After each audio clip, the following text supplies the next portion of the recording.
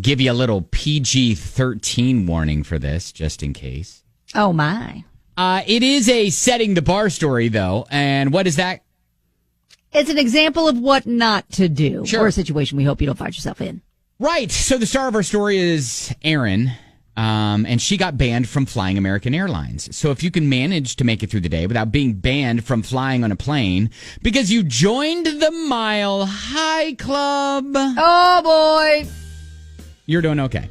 Okay. And she's saying, no, wasn't me? Yeah, so she's 24, and she actually posted a pretty lengthy video after American Airlines banned her for getting it on with a guy on a recent flight.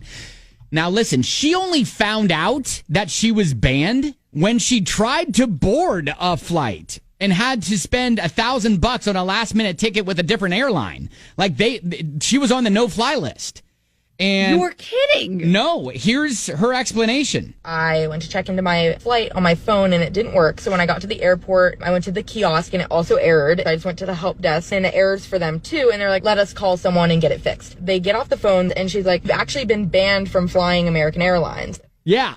You've actually been banned from flying American Airlines. That is probably jarring information. Yep. And I was like, what did I get banned for? She was like, it's an issue of internal security. I can't tell you. I then finally get an email from corporate security telling me that I've been banned because I was having sexual relations with a man on a flight while intoxicated. Yeah, that's what they accused her of. Oh, wow. And she's like, not me. It wasn't me. And why here's are we like, not playing that song right now?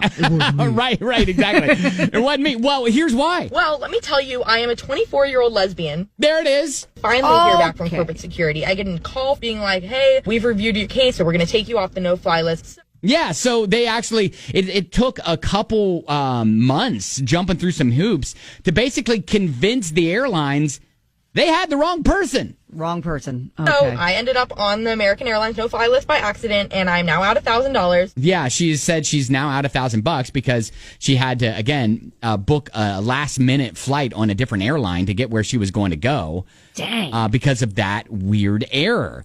Now, listen, don't feel too bad for her because of this video, I guess, blew up on TikTok. She was able to monetize it, and she was able to make enough money on the video to cover the grand that she had to shell out for that. Well, all right? that's good. Yeah, exactly.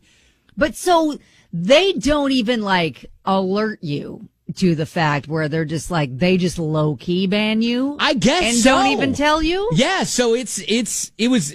She only found out when she was trying to check in to a flight. Like they let her purchase a ticket, and then That's crazy. They're they don't pull you aside and say, "Listen, that's agained the rules. We're gonna have to." So I don't know. I don't know if she had previously bought that ticket and then it was already, it had already been purchased, and then this incident happened, and then they put her on the no-fly list, and so when she tried to check in, then it was saying no, or if they just allowed her to buy the ticket, and then they were like, oh yeah, by the way, you can't actually fly with us because you're banned.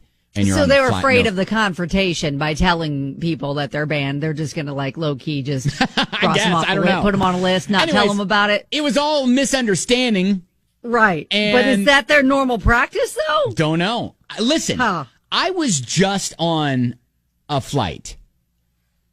Did you see any sort of situation maybe, may or may not? And every time I'm on an airplane, I think about this. I think about people who've at least tried this, because I'm thinking to myself, there's no possible way that can actually even happen, the Mile High Club, because one, there's always a line for the bathroom. Two, they're so small when you get in there, there's no possible way you could even squeeze two people in there. Logistically speaking, it sounds problematic.